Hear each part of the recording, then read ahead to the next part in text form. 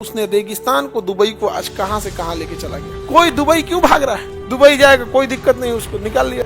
अगर आप दुबई में 1 करोड़ रुपया कमाएं तो आपके पास 1 करोड़ रुपया रहेगा।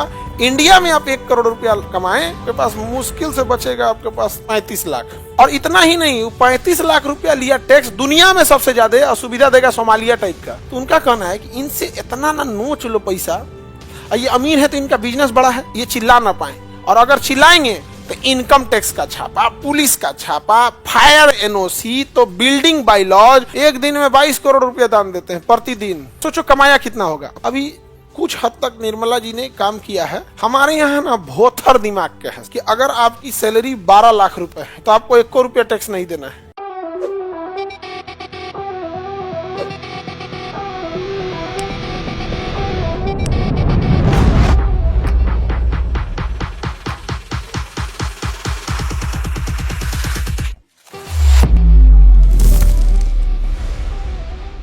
तंत्र तो हमें पता है राजा या रानी होते हैं।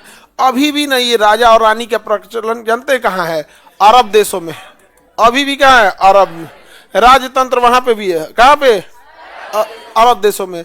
अरब हो गया, यूएई हो गया, इस सब में आज भी क्या है? राजा और रानी का प्रचलन है। देखिएगा, हमको सबसे बेहतर राजा अगर कहीं का लगता है, सबसे बेहतर तो यूएई का, दुबई, यूएई सबसे बेहतर ढंग से उसने किया था।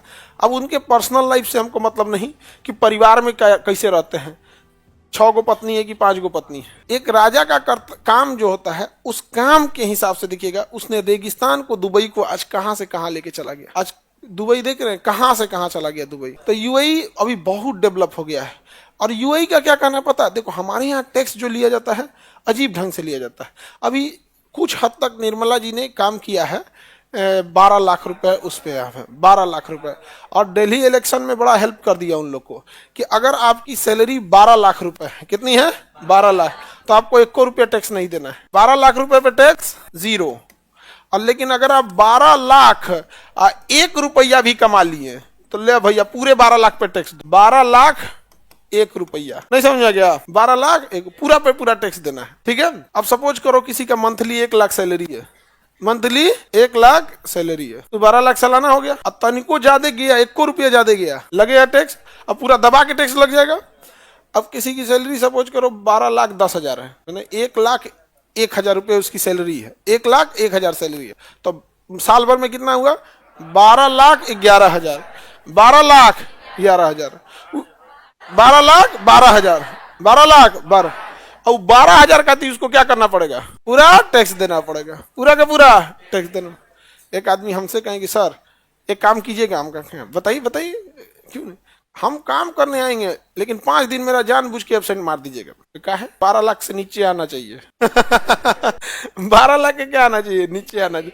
मतलब उधर टैक्स बनाने की इधर जुगाड़ लगना चालू हो गया। तो ये बहुत अच्छी चीज है। इस बार का अब तक का हमारी ताई जी का सबसे अच्छा काम था बजट वगैरह में। इससे काफी लोगों को फायदा होगा। लेकिन वो कहावत कहा जाता है, बेल पके तो कौआ के कहा। अरे बेल पकिए जाएगा तो क्या कौआ खा लेगा?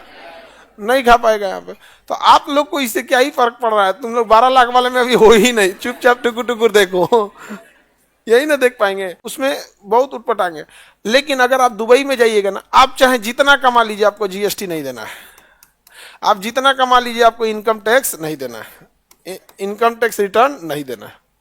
यानी अगर आप दुबई में 1 करोड़ रुपया कमाएं तो आपके पास 1 करोड़ रुपया रहेगा। इंडिया में आप 1 करोड़ रुपया कमाएं, इंडिया में हम कहते हैं 1 करोड़ कमाए तो बिना सैलरी दिए, बिना सैलरी दिए, बिना अपने बिजनेस जिस पे कर रहे हैं उसका रेंट दिए, बिना मेंटेनेंस और बिना एक्सपेंस, ये 3 चीज होता है। मेंटेनेंस पर डे का होता है, जैसे हम लोग ऑर्गेनाइजेशन चलाते हैं, पर डे 25-30 हजार मेंटेनेंस में चल जाता है।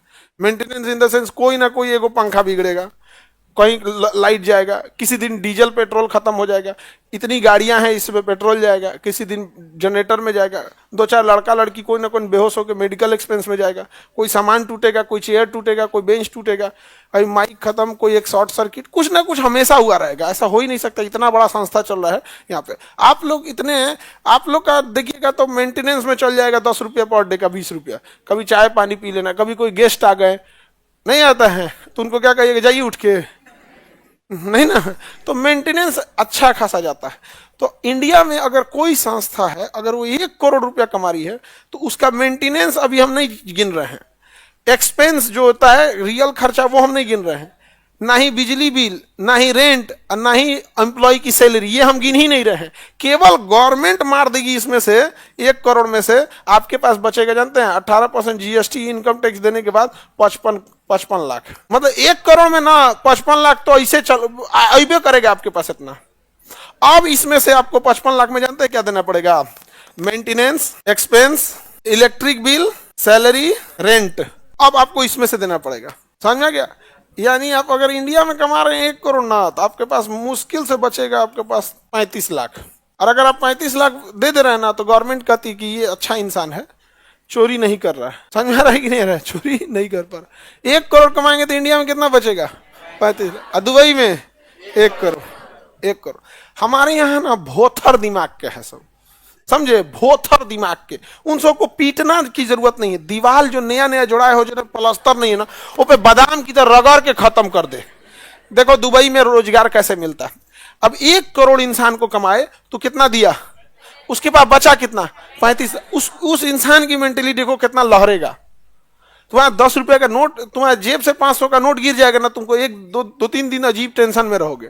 जो 1 करोड़ कमाया उसके पास बचा कितना? और इतना ही नहीं, 35 लाख रुपया लिया टैक्स, दुनिया में सबसे ज्यादा असुविधा देगा सोमालिया टाइप का।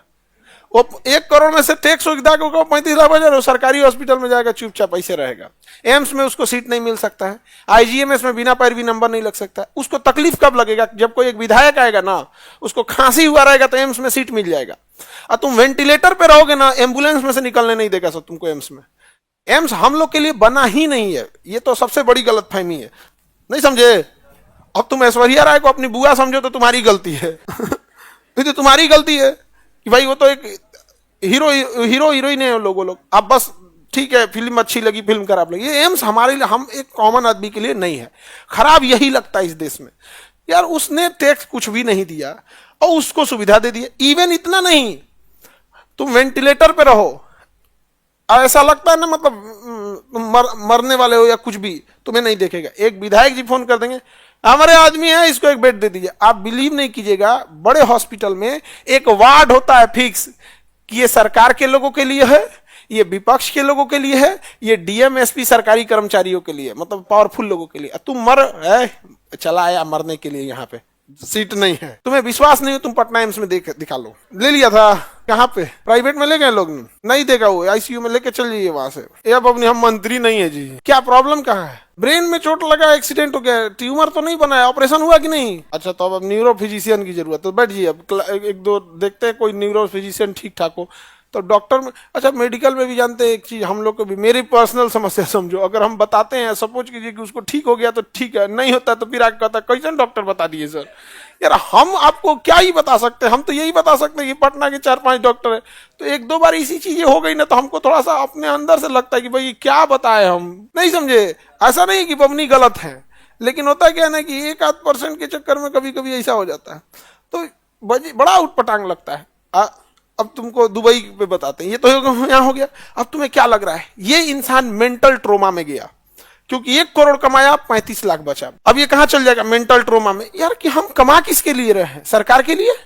इंडिया में कोई अपने लिए नहीं कमाता है, सब सरकार के लिए कमाते हैं। हम ये नहीं कह रहे टैक्स खराब है, हम अब दिखाते हैं कैसे रोजगार दे। अब उसके बाद सरकार कहेगी रोजगार, ये क्या रोजगार देगा ये इंसान?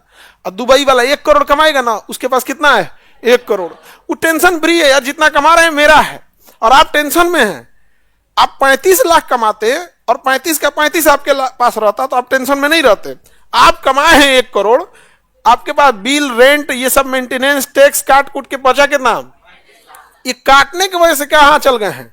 टेंशन में। अब आप खर्च करने की स्थिति, वो वाला 1 करोड़ वाला, ये गाड़ी पुरानी लग रही है, अब नया ले लेते हैं। एक गाड़ी वाले को रोजगार मिला, आज खाना नहीं बनेगा, एक रेस्टोरेंट है पहाड़ पे है, आज वहीं चलते हैं लोग संडे को, उसके पास पैसा है, एक रेस्टोरेंट वाले को जॉब दे दिया। अपने घर एक झाड़ू लगाने वाला रखा अलग, फूल में पानी डालने वाला अलग, ड्राइवर अलग, कुक अलग, वेज वाला अलग, नॉन वेज वाला अलग, बच्चों को खिलाने के लिए अलग। वो एक इंसान अपने यहाँ 10 को नौकरी दे दिया, एक इंसान 10 को नौकरी दिया घर में। और जब बाहर निकलेगा तो उसका एक्सपेंस ज्यादा होगा। जब वो सामान खरीदेगा, अरे बैला कहीं का वहां टैक्स ले ले, समन्वय पे इनडायरेक्ट टैक्स ले लो, नहीं समझ में आ गया? जो सामान है वहां पे इनडायरेक्ट ले लो, डायरेक्ट क्या ले रहा है वहां से? जब खर्च करेगा तो टैक्स भी मिलेगा और ज्यादा से ज्यादा लोगों को रोजगार भी मिलेगा, फर्स्ट क्लास होगा। जब वो 1 करोड़ कमाएगा तो एक फ्लैट लेगा दिल्ली में, एक रख लेगा कि कभी मुंबई के लिए भी रख लेते हैं। हर महीने कुछ ना कुछ बड़ा एक्सपेंस करेगा और हर महीने डायरेक्ट इनडायरेक्ट 4-5 लोगों का फायदा कराते जाएगा। तो वहां एक आदमी जो है ना वो देवता की तरह घूम रहा है, नौकरी के लिए नौकरी। हमारे यहाँ एक आदमी कैदी की तरह घूम रहा है, 1 करोड़ कमाए थे 35 से बचाए बाबू, बर्बाद कर दिया ताई हमको। खुद सोच के देखो, कोई दुबई क्यों भाग रहा है? इसीलिए भाग रहा है। अब आप बताओ, दुबई जाएगा कोई दिक्कत नहीं, उसको निकाल लिया। तो जब आप खर्च करते हैं ना तो ही रोजगार देते हैं। शहर के लोग खर्चीले होते हैं, इसलिए कोई एगो समोसा का दुकान लगाएगा, ठेला पे चौराहा पे खड़ा करेगा, बिकना चालू। वो ठेला गांव दिन भर गांव में घूम जाएगा, घरे खाना बन लो। आप देखिएगा गांव में ना 1 आध दुकानें होती हैं चौराहा पे, और उसमें भी सबसे ज्यादा क्या बिकेगा? चाय, चना, घुगनी, पकौड़ी, ये सब चीजें बिके। तो जहां खर्चीले लोग रहेंगे वहीं बिजनेस चलता है, वहां खर्चीले। तो हमारे यहाँ तो जान मार दिया लोगों का, तो इतना करने के बाद कहां जाएगा? भाग गया सब कहां? सिंगापुर, दुबई, सब भाग गया। सब इंडिया के बड़े बड़े लोग भाग गया। इतना ही नहीं, जो 35 लाख बचा है ना, उसमें से देखना अगर बिहार में है ना तो ऐसा ही है। हाँ, पैसा कैसन गजब टाइप का रहता है, मतलब किसी से पैसा ले लेगा, कुछ खरीद के खा लेगा, कुछ सामान ले लेगा, पैसा नहीं देगा। कहा तो हम मजबूत भीख मंगा है तो भीख मंगा ही, मजबूत भीख मंगा है। एक से एक रहेगा। एक आदमी हमको जान रहे थे, जानने का मतलब परिचय था, और वो बहुत पैसे वाले हैं। पैसे मतलब उनके पास 3-4 गाड़ियां हैं 4 व्हीलर। तो ऐसा इंसान तो गरीब नहीं हो सकता। उसके अपने एक इंसान को पढ़ना था, अपना इंसान को। तो कहे कि सर इनका फीस कुछ कम कर दीजिएगा। हम कहे हम समझ नहीं पाए काम क्या है। बस वो जानते हैं आपको तो इसलिए कम करिए। वो हम उनको जानते हैं तो कम करिए। जिसके घर में 4 व्हीलर है वही आपके फाउंडेशन का 4-5-6 हजार फीस है, उसका कहना 50% दे दीजिए। केवल किस लिए? हम जानते हैं। तब हम कहे कि ये तो हम क्या किए ना, हम कहे कि रुक तोरा बताते तो इधर आ तोरा बताते, तुमको 4 व्हीलर रख ले। रसीदवा काट के लिखे वेरी पुअर फैमिली, मार दिए मोहर थप्पा। जाके दिखा रहा है पापा वेरी पुअर फैमिली लिख दिए, हमारे यहाँ तो 4 व्हीलर। हम कह ले मिसयूज करोगे? अरे हम लोग लाठी वाले नहीं, कलम वाले हैं, नहीं समझा? अब बढ़िया मोहर मार दिए। कहे कि तोरा आई कार्ड बनेगा ना तो ऊपर लिखा रहेगा वेरी पुअर फैमिली। आप ये गरीब का हक क्यों मांग रहे हो? आपके यहाँ कोई काम करने वाला ड्राइवर है, आपके यहाँ कोई काम करने वाला कुक है, कोई सफाई कर्मी महिला है जिसका 8-10 हजार सैलरी मिलता है, उसका बेटा बेटी पढ़ता, तो आप कहते हमें बड़ा खुशी होता कि आपके यहाँ कोई काम कर रहा है, आप उसका कम करा रहे हैं, या तुम अपना कम करा रहा है, या तुमको ऊपर वाला क्या कमी दिया यार? हम 3 बार कंफर्म किए, आपका मतलब है हाँ हाँ हाँ हाँ। हम कहे यार गजब आदमी है यार, क्या मतलब बनता है इसका? Very poor family. उसके बाद वो दोबारा आके दिया कि सर अब वो फोन नहीं किए, यही आके कहा कि जो बचल का हम दे देते हैं, हम ऐसे वाला नहीं, ऐसे वाला आई कार्ड बनाइए। बिल्कुल। ये सब चीज बहुत खराब लगता है। आप किसी का हक क्यों मार रहे हो यार? ठीक, ये बात ठीक लगता है जी? यूएई इस मामले में ठीक है। राजतंत्र में सबसे अच्छा कौन है? टैक्सेशन सिस्टम वहां का बहुत बेहतर। हमारे यहाँ टैक्सेशन सिस्टम उतना अच्छा नहीं है। रीजन क्या है? दुबई चाहती है पब्लिक खर्च करे, पब्लिक एक दूसरे से कनेक्टेड रहे, पब्लिक एक दूसरे से कनेक्टेड। गवर्नमेंट का काम क्या है? सेफ्टी सिक्योरिटी देना, इंफ्रास्ट्रक्चर देना, सड़कें, पुल, बिजली, ये सब देना। इंडिया की गवर्नमेंट ऐसी नहीं है। इंडिया का कहना है कि जितने अमीर लोग हैं उनकी संख्या कम है, जितने अमीर लोग हैं उनकी संख्या कम है, और मेजॉरिटी अमीर क्या है? पढ़े लिखे हैं या फिर एक खानदानी चलते आ रहा है। तो उनका कहना है कि इनसे इतना ना नोच लो पैसा, ये अमीर है तो इनका बिजनेस बड़ा है तो इनको नोच लो पैसा, ये चिल्ला ना पाए, और अगर चिल्लाएंगे तो इनकम टैक्स का छापा, पुलिस का छापा, फायर एनओसी, तो बिल्डिंग बाय लॉज, चट्टा कह के चुप एकदम, तोरा काटेंगे हमें और पैसा ले, पूरा नोच लो अमीर को, क्योंकि वो अपने बचे हुए बिजनेस को बचाने के लिए आपका अत्याचार सह लेगा, तो उसको नोच लेगा एकदम। ऐसा बिल्डिंग, ऐसा नियम कानून सिखाएगा ना, क्योंकि नियम बनाया ही जाता है। इंडिया में नियम बनाया जाता है कि आपको फ्यूचर में टॉर्चर करेंगे, समझा क्या? तो पूरा नोच लेगा। और उसके बाद हम जनता की भलाई के लिए 5 किलो भात, ये वो कहां से लाए थे भाई साहब? ये वो काहे भाग रहा है? वो काहे भाग रहा है? वो और उसके बाद कहेंगे कि कोई मुंबई भाग गया, कोई इंग्लैंड भाग गया, कोई अमेरिका भाग गया, कोई ये भाग गया। बड़े बड़े लोग कहे अमेरिका भाग गए, यही सब के चक्कर में उसको नोच के रद्द कर दिया है। अब वो रहता तो रोजगार दिया रहता। वो मांगता क्या है? एक अमीर इंसान आपसे क्या मांगता है? ना आपको उसको राशन कार्ड चाहिए, ना उसको कोई सरकारी अनाज चाहिए, ना सरकारी हॉस्पिटल पे जाके वो बर्डन बनेगा, ना सरकारी स्कूल में बच्चे को पढ़ाने के लिए भेजेगा, ना आपके लिए रोजगार, ना वो रेलवे एसएससी का फॉर्म भरेगा। मतलब गवर्नमेंट से उसको कोई मतलब नहीं है। वो कभी नहीं कहेगा मेरे घर के आगे का सड़क ढाल दीजिए, वो अपने ढलवा लेगा, अपने तंजमन टूटल फूटल रहेगा अपने बनवा लेगा। ठीक है, ठीक ठाक रहेगा, वो मार नाश दिया सब। दुबई इस मामले में ठीक है। सर जिनके पास पैसा है वो और खर्चा करना नहीं चाहते, वो वाला अलग सिस्टम है जी। वो वाला हम पैसा की बात नहीं कर रहे हैं जो गांव में अमीर हो गया है, देश के लेवल की बात कर रहे हैं। क्या बात करते हो? अजीम प्रेम जी नाम सुने हो? एक दिन में 22 करोड़ रुपया दान देते हैं प्रतिदिन। का तो तुम्हारे घरे पहुंचा दे। वो 22 करोड़ कहां जाता है? वुमेन गर्ल्स एजुकेशन पे। तो ये जो 22 करोड़ दे रहा है, तो उनको जो 22 करोड़ दे रहा है, सोचो कमाया कितना होगा प्रतिदिन। कितना? प्रतिदिन 22 करोड़ दे रहा है। एक दिन या ना साल भर का नहीं, प्रतिदिन। तुम अभी सुबह उठे हो ना, शाम तक उसका 22 करोड़ रुपया दे चुका रहेगा। तो जो 22 करोड़ दे रहा है वो पागल तो है नहीं?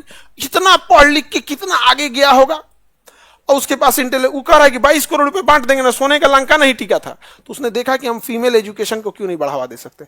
रतन टाटा वो चाहते तो यहाँ करोड़ों रुपए देते थे, 7,000 करोड़ रुपया लगा के यहाँ कैंसर का हॉस्पिटल खोल दिए। तो ये बड़े बड़े लोग ना ढांचागत डेवलपमेंट करते हैं ये लोग। और नेता लोग सब लोग को बुलाएगा, चलो चलो तुम एक काम करो, दिल्ली जाओ और सरोजनी जाओ, सस्ता साड़ी लाओ, सस्ता साड़ी सब लाओ, सरोजनी से सस्ता साड़ी आना चाहिए। सब लोग आ गया, पूरा टाल लगा दो। कैमरामैन पहले इधर दिखाओ, इधर दिखाओ, एकदम दिखाओ, यहाँ पे लाइन लगाओ, लाइन लगाओ। और फिर अपने आदमी से कहेगा एक काम करना, बीच में लाइन तुरवा के पूरा घेरवा देना हमको, चारों ओर से जनता से घेरवा देना।